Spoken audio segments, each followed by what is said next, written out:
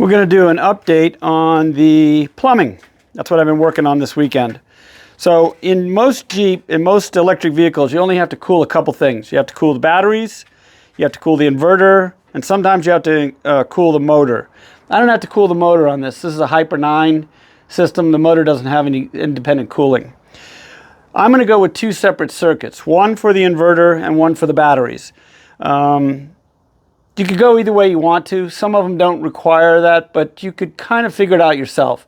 If you wanted to double up everything, you could put it all in one circuit. There's not a lot of pressure and there's not a lot of variance in the heat. It doesn't go up that much. You don't have to cool it by that much.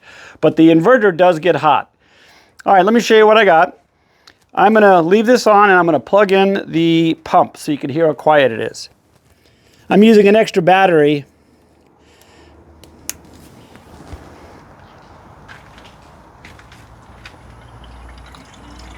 And it's on. Cool, huh? All right, let's take a closer look.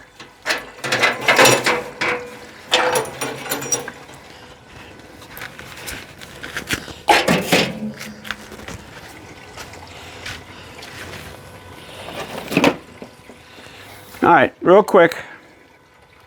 I took the front battery box out here.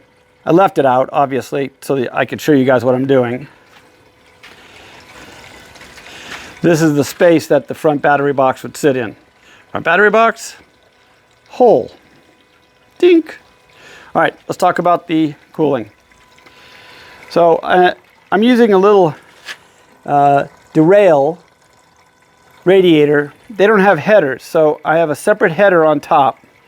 I've got it plumbed to where the lowest point comes down, goes to the input side of the radiator, loops around, goes into the under area of the front battery box. The front battery box is going to be up here.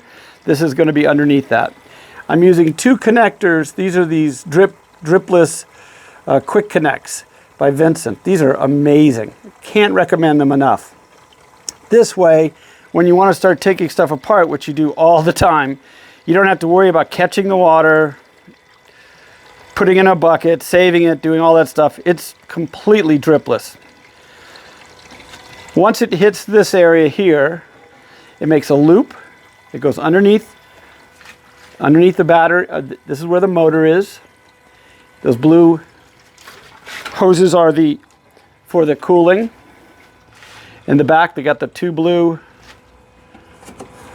there and there. Those are the back side of the inverter. There's the front battery box again. And it comes back here after it goes through the inverter and goes through the radiator back again through here. Just a quick note on this. This is the actual inverter here.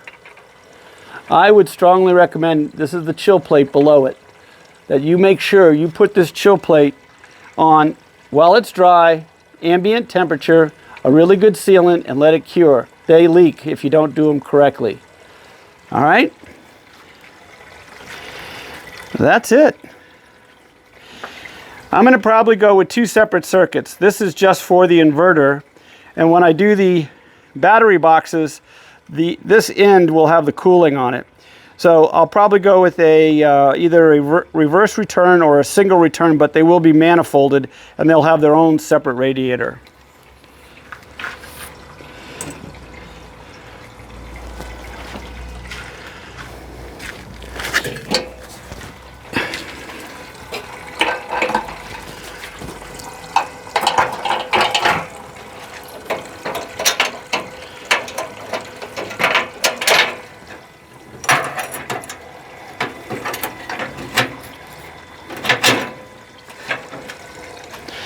Okay, that's about it.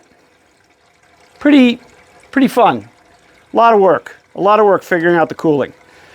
But yeah, the loudest part of the whole thing is just the water hitting the inside of the tank. Splish splash.